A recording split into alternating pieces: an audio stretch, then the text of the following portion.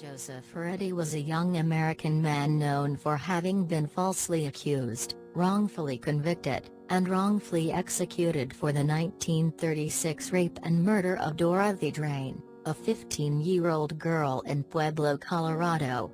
Joe Urruti was born in 1915 Pueblo, Colorado, to Henry and Mary Urruti, recent immigrants from Beersheba, Syria who were seeking work. Urruti was late to start talking as a boy and never spoke in sentences of more than a few words.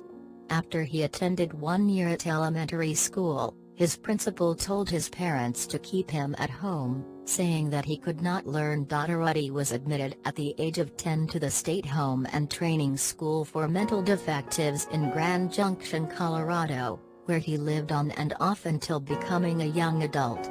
Both in his neighborhood and at the school, he was often mistreated and beaten by his peers. He left the school and hopped on freight rail cars to leave the city, ending up at the age of 21 in the rail yards of Cheyenne, Wyoming by late August 1936. About August 14, 1936, 2 girls of the Drain family were attacked while sleeping at home in Pueblo, Colorado. Both 15-year-old Dorothy and her 12-year-old sister Barbara Drain were bludgeoned by an intruder with what was believed to be a hatchet. Dorothy was also raped. She died from the hatchet attack. Barbara survived. On August 26, 1936, Urruti was arrested for vagrancy in Cheyenne, Wyoming, after being caught wandering around the rail yards.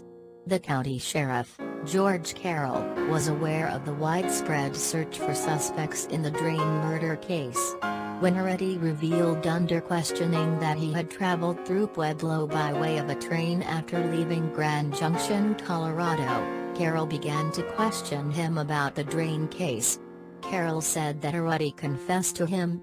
When Sheriff Carroll contacted the Pueblo Police Chief Arthur Grady about Urruti, he learned that they had already arrested a man considered to be the prime suspect, Frank Aguilar, a laborer from Mexico.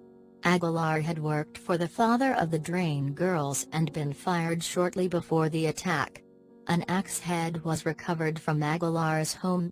Many people at the time and since believed that Urruti was innocent. Frank Aguilar later confessed to the crime and told police he had never seen or met Urruti. Aguilar was also convicted of the rape and murder of Dorothy Drain, and sentenced to death. After being transported to Pueblo, Urruti reportedly confessed again, giving several versions of the murder in multiple confessions, with repeated errors of fact. This often indicates a false confession. When the case was finally brought to trial, Urruti's lawyer tried to gain a plea of insanity to spare his defendant's life. Urruti was ruled to be sane, while acknowledged by 3 state psychiatrists to be so mentally limited as to be classified as an imbecile, a medical term of the time. They said he had an IQ score of 46, and the mind of a 6-year-old. They noted he was incapable of distinguishing between right and wrong, and therefore, would be unable to perform any action with a criminal intent. Urruti was convicted, largely because of his false confession. Studies since that time have shown that persons of limited mental capacity are more vulnerable to coercion during interrogation and have a higher frequency of making false confessions. While held on death row during the appeals process, Urruti often played with a toy train, given to him by prison warden Roy Best. The warden said that Urruti was the happiest prisoner on death row. He was liked by both the prisoners and guards. Best became one of Urruti's supporters and joined the effort to save his life. For his last meal, Urruti requested ice cream. He was reported to have smiled while being taken to the gas chamber. Momentarily nervous, he calmed down when the warden grabbed his hand and reassured him.